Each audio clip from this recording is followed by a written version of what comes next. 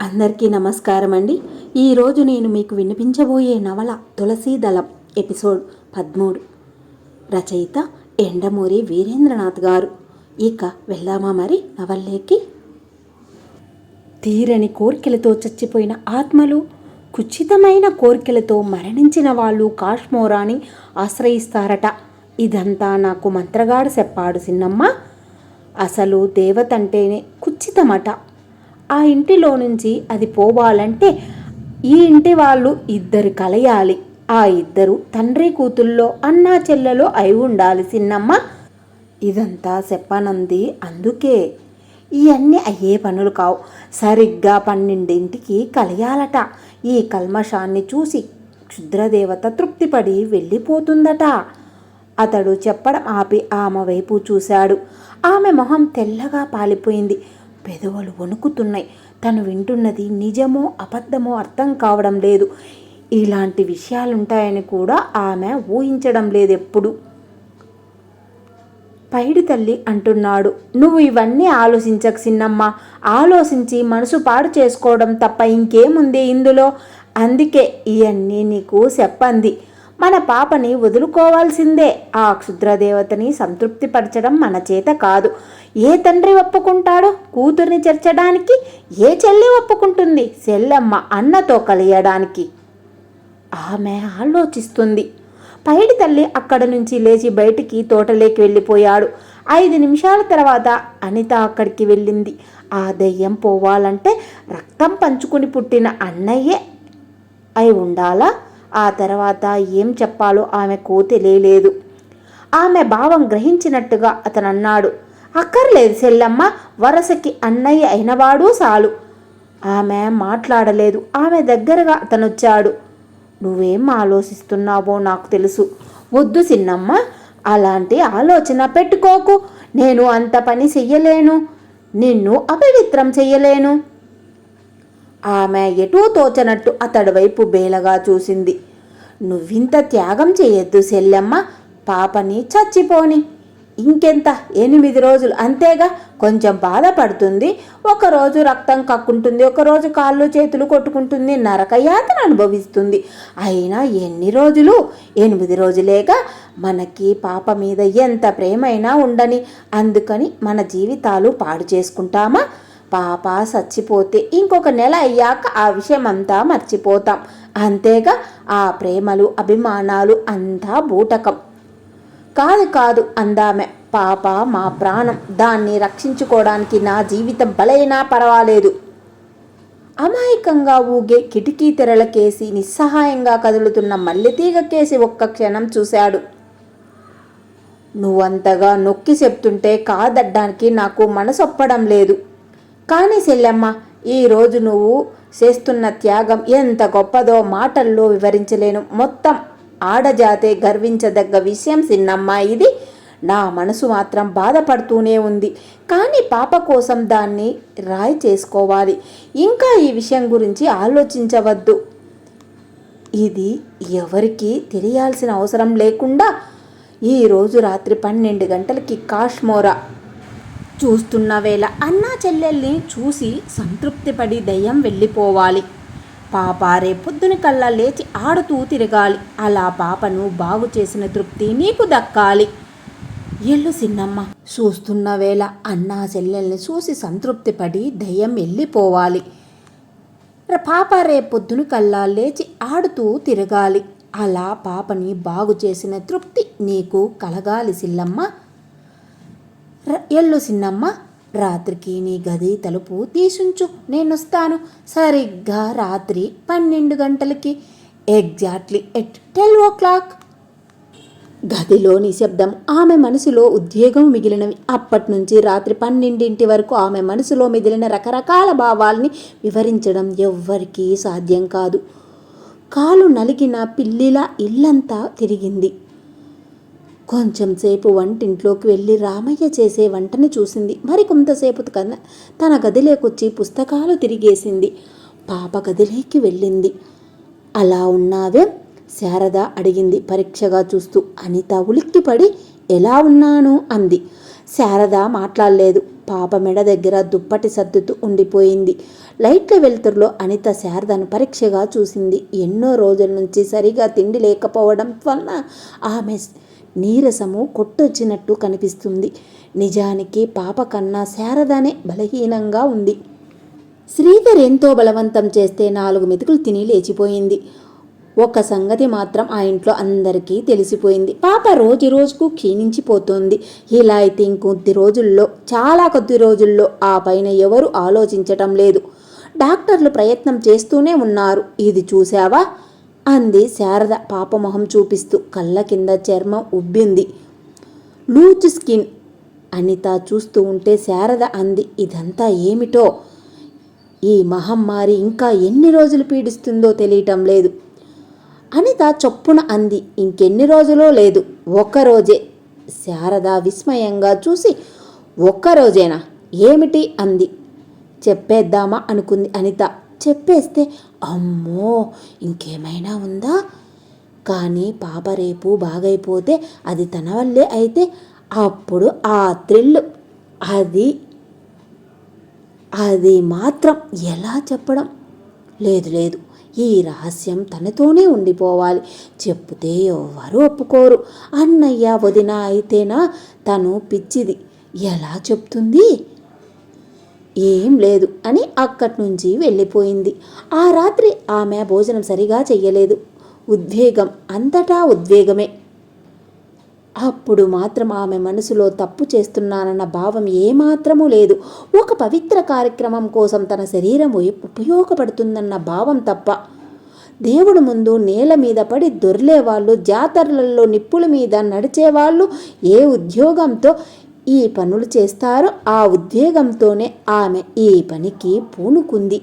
అయితే జాతరలలో నిప్పుల్ని తొక్కేవాళ్ళు అలా తొక్కే ముందు కాళ్ళు బాగా కడుక్కుంటారు కాబట్టి ఆ నీరు ఆవిరి పాదానికి నిప్పుకి మధ్య పొరలా ఏర్పడి పాదం కాలిపోకుండా రక్షిస్తుంది. మరిప్పుడు అనిత శరీరాన్ని నిప్పుల్లో కాలిపోకుండా ఏది రక్షిస్తుంది?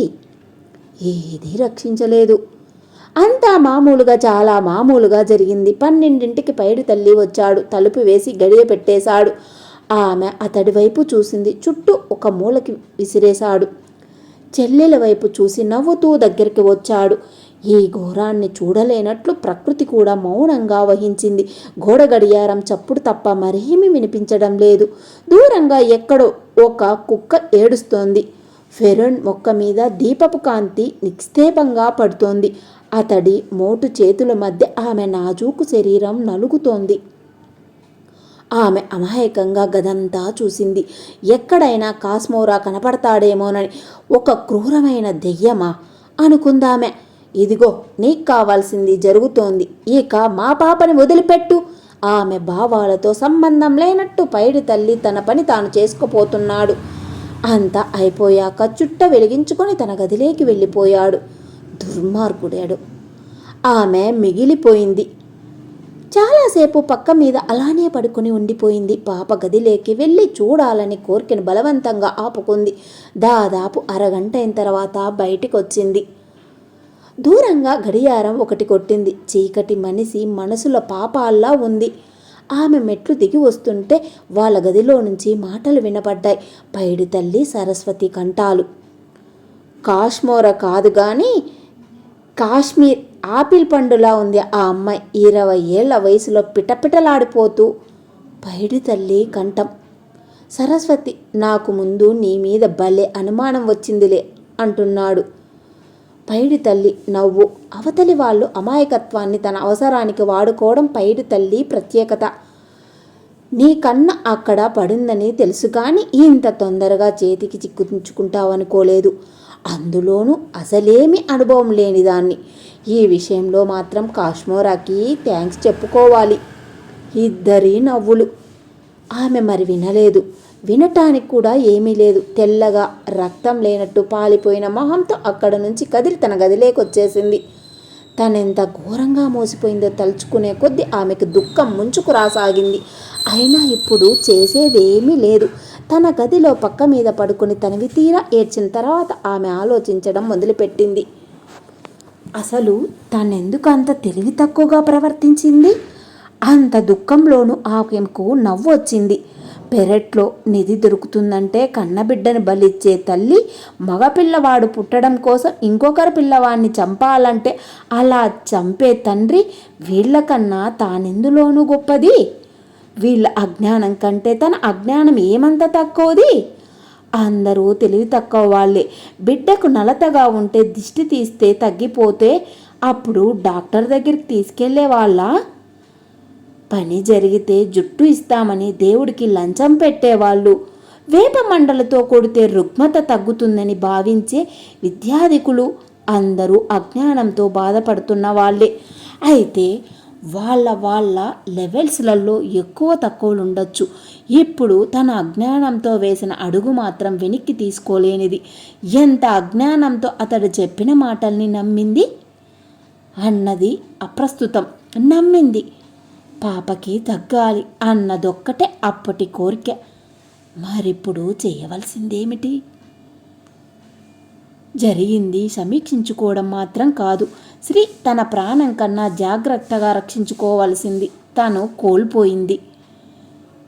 ఈ రహస్యం ఇంకెవరికీ తెలియకపోవచ్చు. కానీ అలా అని ఏమీ సంభవించినట్టు మామూలుగా ఉండగలదా?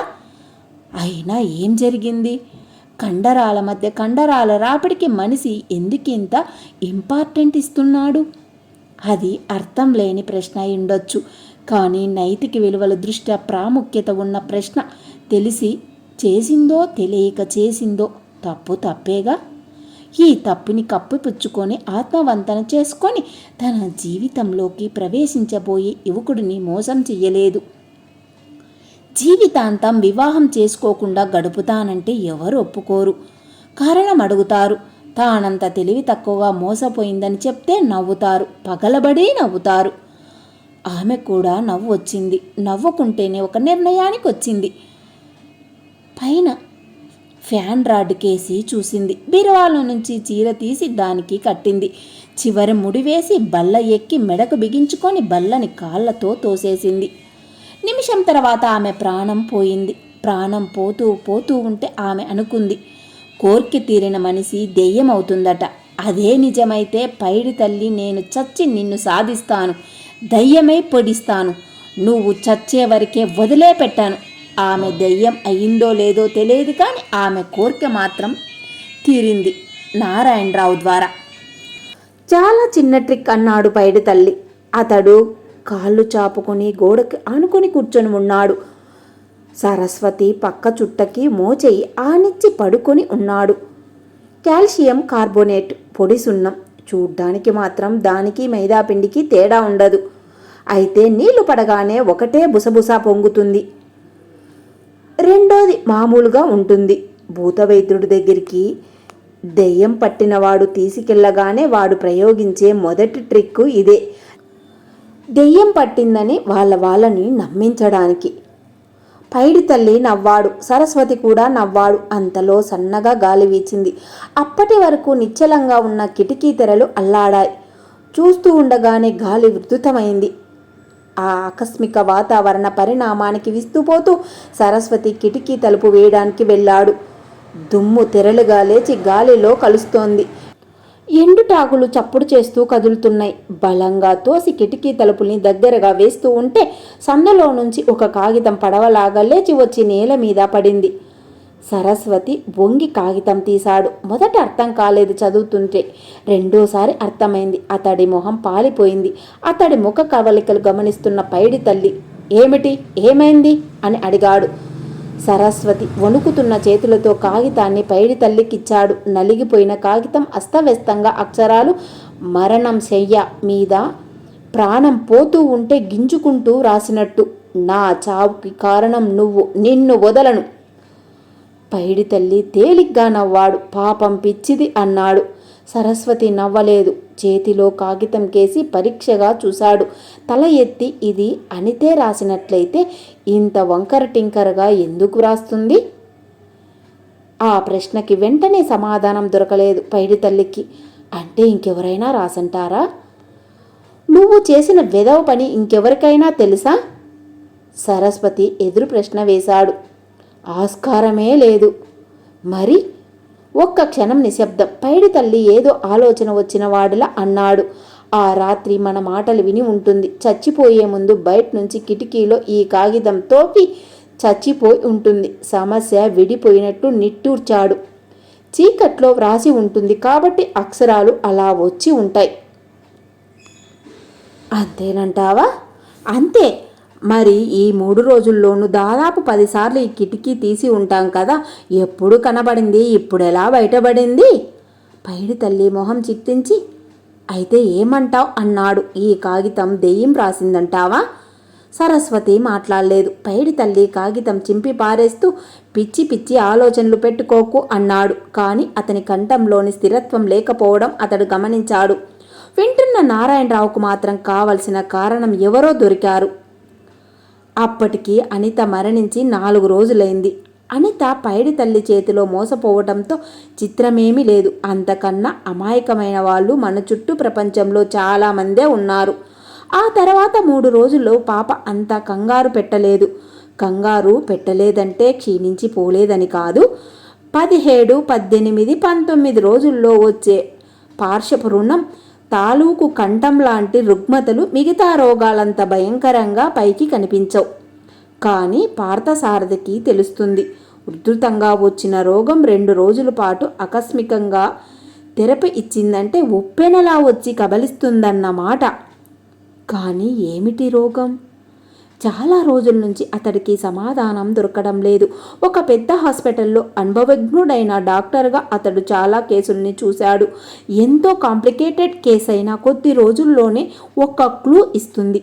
కనీసం మనిషిలో ఏ అంగం సరిగా పనిచేయకపోవడం వలన ఇలా జరుగుతుందో, ఏ సిస్టమ్ పనిచేయకపోవడం వలన ఇలా జరుగుతుందో తెలిసిపోతుంది.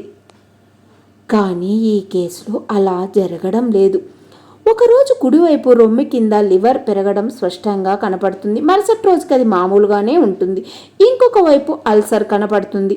ఆలోచనలతోనే అతడు తలుపు తోసుకొని లోపలికి ప్రవేశించాడు. హలో! తిరిగి విష్ చేస్తున్నట్లు పార్థసారథి తల ఊపాడు. కుర్చీలో కూర్చుంటూ నా పేషెంట్ తులసి అన్నాడు. సీనియర్ రేడియాలజిస్ట్ జేమ్స్ తెలుస్తున్నట్టు తలూపాడు. బ్లడ్ కౌంట్ చూశాను. ఈజ్ ఏ ఫిలాసఫ్ ఆఫ్ తప్ప అంతా బాగానే ఉంది. అంతకన్నా ఎక్కువ తను ఆశించినట్లు పార్థసారథి పేలవంగా నవ్వాడు. అనవసరంగా తను కంగారు పడుతున్నాడేమో అని. అసలు ఇదేమీ కాంప్లికేటెడ్ కేసు కాదేమో. తన ఆలోచన తనకే తెలివి తక్కువగా అనిపించింది. అంతలోనే అక్కడ పేషెంట్ రోజు రోజుకి మరణానికి దగ్గర అవుతుంటే అది చూడ్డానికే తెలుస్తుంటే కాంప్లికేటెడ్ కాదా? డాక్టర్ అన్నాడు పార్థసారథి. మీ అభిప్రాయం ఏమిటి? ఒక డాక్టర్ వేరొక డాక్టర్ని సంప్రదించడం మామూలే. జేమ్స్ నవ్వాడు. నేను ఏమి చెప్పలేకపోతున్నాను. అటాపీస్ అయితే గాని ఆపాడు. డాక్టర్ మధ్యలో జోకులు మామూలుగా పేషెంట్ గురించి జరుగుతూనే ఉంటాయి. చాలా కాస్ట్లీ జోకులు. రోగి చనిపోయిన తర్వాత అట్పీస్ వల్ల శవాన్ని కోసి అంతకు ముందు చేసిన రోగ నిర్ధారణ సరి అయినదో కాదో కనుక్కుంటారు.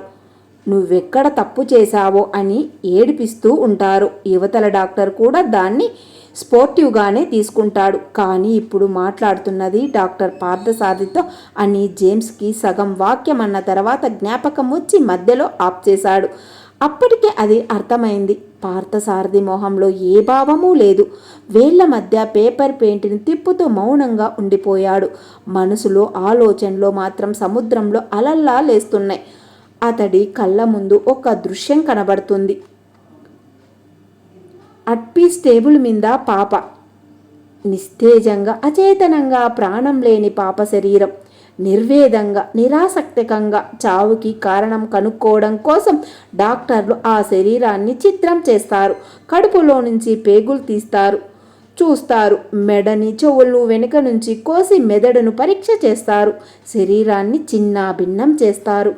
ఒకప్పుడు ఆడుతూ పాడుతూ తిరిగిన పాప ఫోర్టుకోలో కారు ఆగగానే పెరుగెత్తుకుంటూ వచ్చి గుడ్ మార్నింగ్ అంకుల్ అంటూ చెయ్యి పట్టుకొని లోపలికి తీసుకెళ్లే పాప చేస్తున్న స్కిప్పింగ్ ఆపి తాడు తన చేతికిస్తూ నువ్వు చేయి అంకుల్ అని ఒళ్ళు తగ్గుతుంది అంటూ నవ్వే పాప.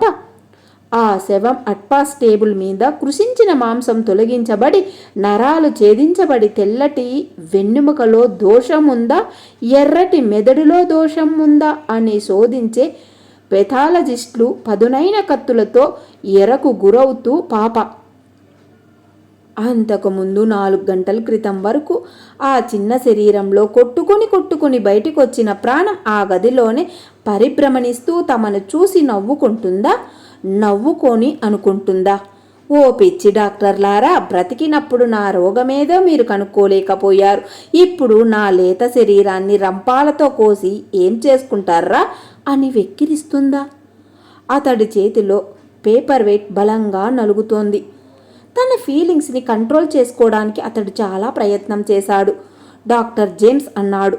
పార్థసారథి తలెత్తి చూశాడు. కంట్రోల్ యువర్ సెల్ఫ్ అన్నాడు. I am sorry. అప్పుడు చూసుకున్నాడు అతడు ఎడమ బుగ్గ మీదికి జారిన కన్నీటి చుక్కని. పగ తీర్చుకోవడానికి అనుకున్నాడే కానీ ఎలా తీర్చుకోవాలో అతడికి తెలియలేదు. అతడు బలహీనుడు, పైగా మూగవాడు. అనిత చావుకి కారణం పైడి తల్లి అని ఎవరికీ చెప్పలేడు నారాయణరావు. తన వెదలల్లోనే ఉంటాడు. అనిత మరణం పోలీసుల వరకు వెళ్లకుండా చేయడం కోసం శ్రీధర్ కష్టపడవలసి వచ్చింది. ఈ సమయంలో మళ్ళీ దాన్ని పైకి తోయడం అనవసరం అనుకున్నాడు నారాయణరావు. పైడి తల్లి ఏ ట్రిక్ ద్వారా అనితను మోసం చేశాడు అన్నది నారాయణరావుకి అనవసరం, అప్రస్తుతం. అతడి వల్లే ఆమె మోసపోయినట్టు రుజువైంది చాలు. దీనికి పగ తీర్చుకోవాలి.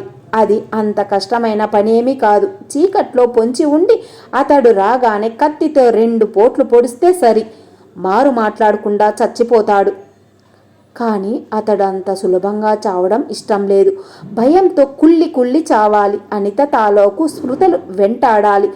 అప్పుడు చంపాలి. పైడి తల్లి మరణం తర్వాత పోలీసులు తనని అరెస్ట్ చేయొచ్చు.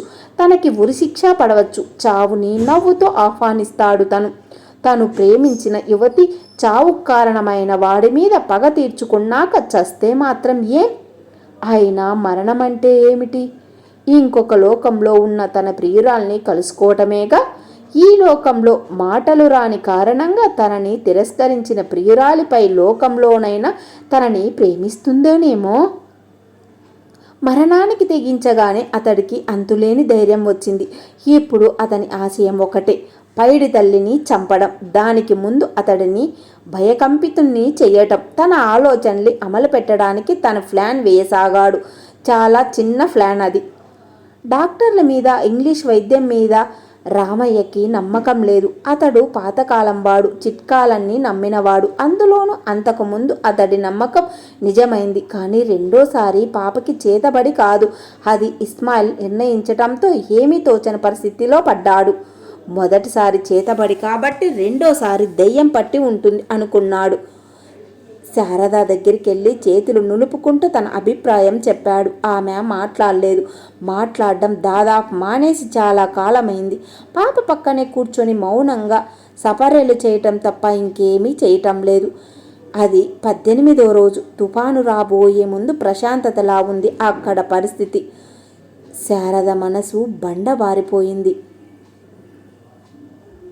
పాప రోజురోజుకి మరణానికి దగ్గరగా వెళ్ళడం స్పష్టంగా తెలిసిన తర్వాత ఆమె ఏడవడం మానేసింది.